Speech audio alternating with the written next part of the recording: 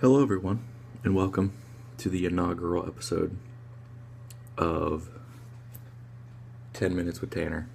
Will it be 10 minutes? Probably not, let's be honest. Well, it could be more, I don't know. It just depends on what I'm talking about. Tonight, I will be talking about The Fate of the Furious. It is the 8th installment in the Fast and Furious franchise, and boy, is it a good one. It's right up there with Tokyo Drift. Unpopular opinion, Tokyo Drift's probably my favorite. And then number 2 is probably Too Fast, Too Furious. I don't care. I just love it. So yeah, like I said earlier today, for the rest of these videos, I'm going to be collaborating with Comics&Kicks, which is a local store in St. Mary's. And they approached me and was like, "Hey, your stuff's funny." They didn't say that. It's not funny at all, actually. But yeah, they were like, "Hey, let's partner up," and I was like, "Okay, let's do it." So, again, like I said earlier, this is all me, all 100% genuine feelings right after the experience. So that's cool. I got that going for me, because grad school. Anyway, let's talk about Fate of the Furious. It's a movie that, okay, let's be honest, it's Fast and Furious. It's a popcorn flick. It's a popcorn action flick. I mean, any movie that has like The Rock and Jason Statham and Vin Diesel in it is like popcorn flick. So just turn your brain off. There's plenty of stuff in this movie that defy all logic and physics. In the trailer, The Rock like moves a torpedo with his bare hands and like shoots it towards the enemies or villains or whatever. So yeah, that's a thing that happens. I don't know if anyone's ever said this, but I feel like the Fast and the Furious franchise is like the Call of Duty of movies. And when I say that, I don't think anyone's ever said that. I really don't. So that's my thing. Quote me on that. It's every year, not every year, it's every other year, I think. But every movie they come out, it just keeps getting better and better. Actually, no. That Call of Duty comparison's stupid. I don't know why I said that. Scratch that. I never said that. That didn't happen. There are some moments. There was one in particular that kind of took me out of it for a second. I was like, I don't know about that. But some CG spots are kind of bad too, and you can tell they're really bad. Like the cars are like falling from what are those called? Like parkways or whatever. And like they're falling super fast, and like not how fast cars should be falling against gravity. Nitpick again. I want to talk about the twists and turns of this movie, pun intended, because it's cars, twists and turns. There's a couple interesting twists in this movie. I'm not going to spoil them for your sake, because I was like, wow, this is interesting. They brought back a character that I don't think was in Fast and Furious 7, whatever, same difference. They bring back Elena, who was Hobbs' partner at one time, and she kind of like retired and whatever. But they bring her back, and it's really interesting. I had no idea that was even going to happen, so I'll just leave it at that. It has to do with family. So yeah, that's the thing. Let's see. The jokes I thought were pretty good. There was a pretty good crowd in my theater. None of them really fell flat, which is always good. There was a couple moments where I laughed and nobody else laughed.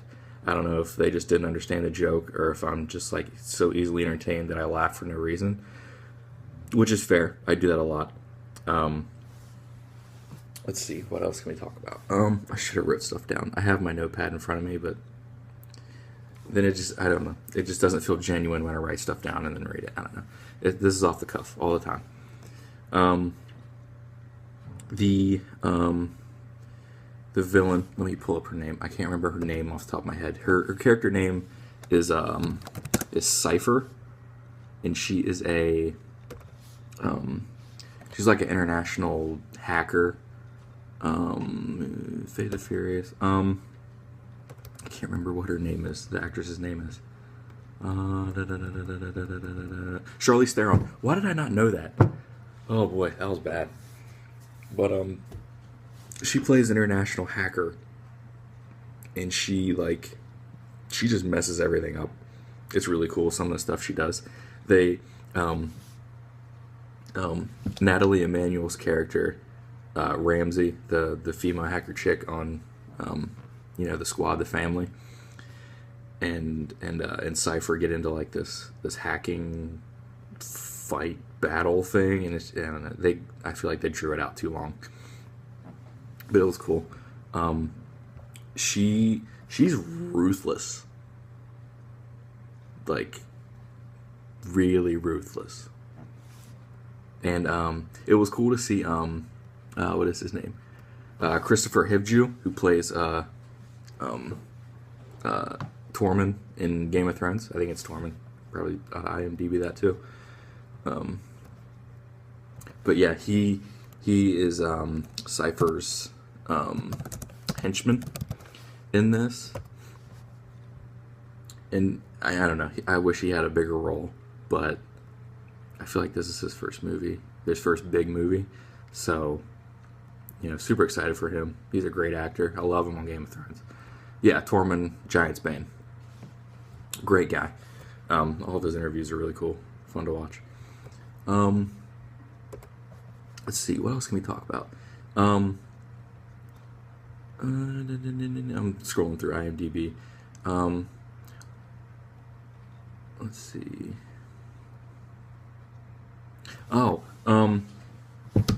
Before the movie came out, apparently on IMDb, I can't remember his name. The guy who played Sean Boswell from Tokyo Drift was supposed to be in this movie. He's not in this movie. There's no mid-credit scene. There's no post-credit scene.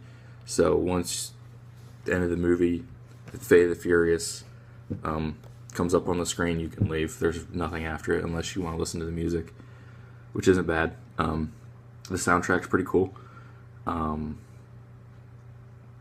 Let's see. The easily the actor that stole the show probably isn't even a year old. He's just a baby, and you'll know. It's hilarious the things they got this baby to do. The interactions between Jason Statham and Dwayne Johnson, their banter back and forth is hilarious because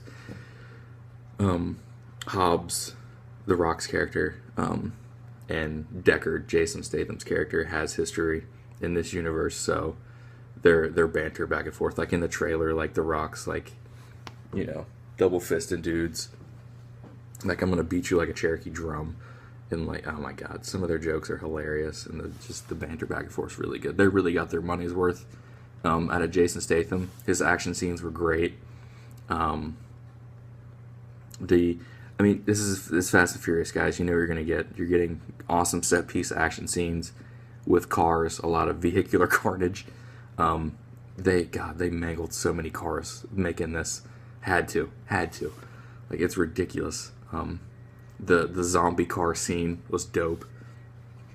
There was this one shot where they're turning a corner, and it looks like that shot from, was it World War Z, I think, where the zombies are trying to climb up this wall, this couple 100-foot wall, and they just keep piling up on top of each other and trying to run up the thing. It's awesome. It was really cool. So yeah, that was around 10 minutes. So yeah, I liked it. It's Fast and the Furious. You know what you're getting.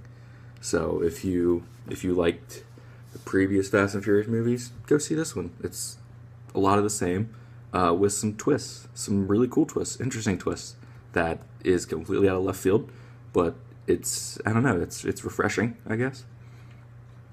So yeah, if you have any interest in this movie, go see it. So yeah, that was the inaugural 10 minutes with Tanner. And yeah, so go see it.